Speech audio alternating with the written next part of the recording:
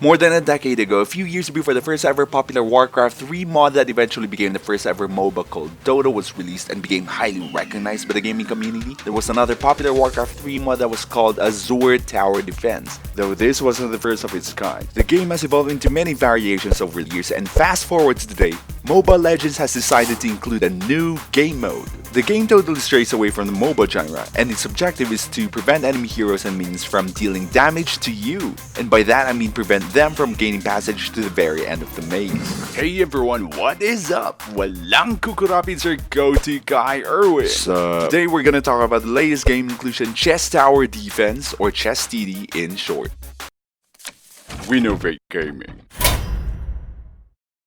If you have played any tower defense game before, this game mode essentially follows the same concept with a bit of an auto chess sort of mix set in the Mobile Legends universe. 6 players get into the queue and the system will randomly assign a common map for everyone to battle on. All players start with 2 coins that you can use to recruit basic heroes at the very first round.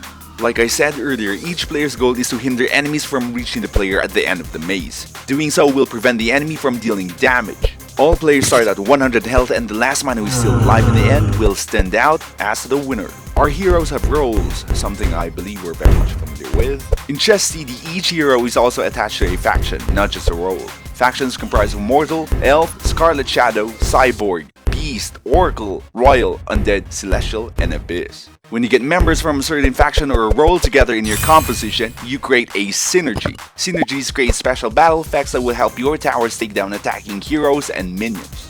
Towers are what heroes are labeled in chesstd, so don't confuse yourself with the traditional towers you see in a MOBA environment. Depending on which specific heroes are forming the synergy, they can be double damage, stun, slow, or a debuff that causes a decrease on the attacker's physical or magical defense. To know more about your heroes' factions, check out the synergy book by tapping on the gallery button as shown on your screen. You can check out the synergy effects that each faction or role creates by tapping and holding onto a certain faction or role. There are 2 phases of the game, preparation phase and battle phase. The preparation phase involves setting up your composition by recruiting heroes and organizing the order of your attackers and assigning them spoils for your siege. The game isn't limited to a specific number of rounds, but from personal experience, the shortest game I had was 14 rounds and the longest was 32 rounds. On average, if you manage to survive to be in the top 3 players of games, one game usually lasts from a good 20 to 26 rounds. So in a game, everyone starts off by preparing their comps, recruiting heroes that they decide on. The heroes available for recruitment from the shop are randomly assigned by the system, so recruiting technically has something to do with luck. Once the battle commences, it's already automatic from this point until the next round's preparation phase, so the best you can do is review your composition's arrangement in the field, spectate how your enemies are doing, and review the order of your siege. If you're able to prevent enemies from getting to you by the end of the round, you gain an additional coin on top of the coins that you are normally provided every after round. The results interface shows up after each battle phase, and you'll be able to see here how much coins you've earned at the end of the current round.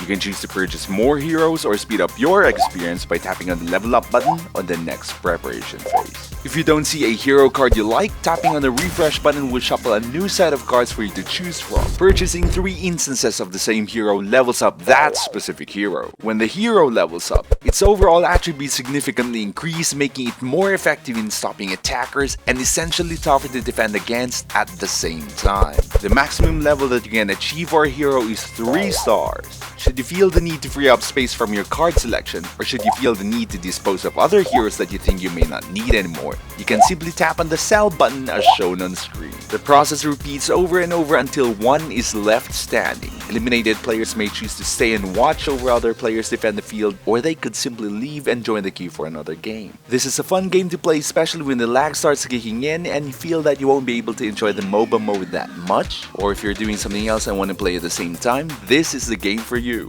I've been watching other players post their comps on their YouTube channels, and no disrespect, but I disagree with some of them, so I'll be posting an in-depth tutorial of my own for chesstd soon too.